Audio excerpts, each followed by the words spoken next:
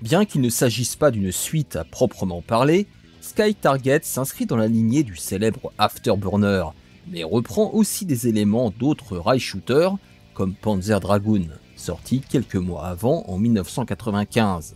Il faudra attendre 2 ans pour qu'Appaloosa Interactive le porte sur Saturn en 1997, enrichi de nouvelles cinématiques et d'un nouveau mode, pour le conformer aux standards des consoles de salon. Remake d'Afterburner en beaucoup moins amusant, ringard, voire ridicule, Sky Target avait reçu des critiques globalement négatives à sa sortie, à quelques exceptions près. Mais vous savez à quel point il faut se méfier des tests de l'époque, surtout quand ils traitent de jeux d'arcade.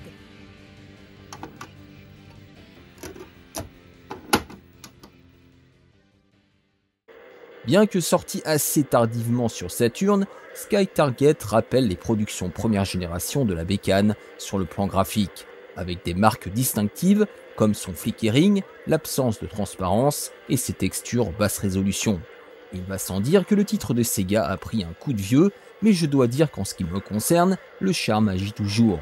Après tout, la modélisation n'en reste pas moins correcte et les décors somme toute assez détaillés malgré la présence de clipping. Plus important pour ce type de jeu, le framerate demeure relativement stable et fluide pour garantir une bonne lisibilité de l'action. Même si l'on regrette que le scrolling ne soit pas plus rapide, le jeu apparaissant bien poussif en comparaison de son ancêtre Afterburner. Difficile de trouver plus caricatural que la bande-son de Sky Target, tant elle est représentative des productions Sega de cette époque, en exploitant du hard rock bas de gamme comme musique de fond et des voix digites bien ringardes pour accompagner le moindre de vos tirs. Certains pourraient ne pas le supporter, même si le jeu fait le maximum pour rendre les impacts et les explosions satisfaisantes. Mais plus important, comment se joue cette synthèse d'Ace Combat, Panzer Dragoon et Afterburner? Eh bien, s'il apparaît plus sage que ce dernier, de par la relative lenteur de l'action, il n'en reste pas moins axé 100% arcade, au risque de la vacuité. Malgré les 2 vues disponibles et 2-3 éléments servant de caution au réalisme, le jeu se joue comme un vulgaire rail shooter, mettant l'accent sur la précision et la rapidité des déplacements du réticule. Votre arsenal se compose de 2 armes, une mitrailleuse et des missiles, dont on pourra faire usage à satiété pour éliminer les ennemis qui vous font face. Vous le savez, pour ce genre de shoot vu de derrière, se pose irrémédiablement le problème de la lisibilité de l'action liée à la gestion de la perspective. Avec cette représentation graphique, il est en effet difficile d'estimer les distances entre votre avion et les obstacles, et notamment d'esquiver les tirs ennemis. D'autant que Sky Target n'offre aucune solution d'évitement type looping, comme c'est pourtant le cas dans les Afterburners. L'enjeu se résume donc le plus souvent à éliminer les ennemis avant qu'ils ne fassent feu, pour éviter les désagréments que je viens de citer. En outre, le manque de précision du réticule ne facilite pas les choses, même s'il est probable que la compatibilité du titre avec le 3D Control Pad puisse résoudre le problème. Résultat, à partir du stage 4, il en découle le plus souvent un joyeux bordel à l'écran qui, s'il ne manque pas de dynamisme, rend l'issue des parties très aléatoire.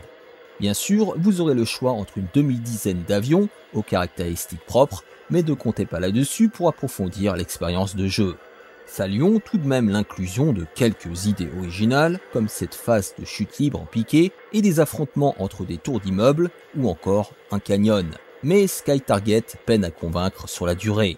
Le manque de diversité dans le game design finit par lasser le plus enthousiaste des joueurs, car il n'est pas compensé par une dose de fun suffisante. Plus arcade qu'un S-Combat, Sky Target offre, c'est entendu, une expérience de jeu moins profonde que le titre de Namco. Le problème est qu'il est aussi moins fun. Avouez qu'il fallait le faire. Et le système de lock, inspiré de la série des Reforce de Taito, n'est ici pas très bien exploité, tellement il est devenu brouillon. Les combats de boss, dénués de toute dimension stratégique, sont à ce titre représentatifs du manque de finesse de son game design. Car contrairement à ce que l'on pourrait croire, qui dit jeu d'arcade ne dit pas forcément manque de profondeur. Le jeu, composé de 6 niveaux, vous propose parfois de choisir entre 2 stages, garantissant des parties d'une durée de 20 minutes en ligne droite. Mais fort heureusement, un mode ranking vient gonfler la durée de vie en ajoutant des missions supplémentaires. De ce point de vue, Sky Target ne démérite pas, en tout cas pour un jeu d'arcade, mais cela ne suffit pas pour oublier ce qu'il est fondamentalement. Un jeu popcorn d'une rare indigence, avec lequel il sera difficile de s'investir plus de 2 ou 3 parties.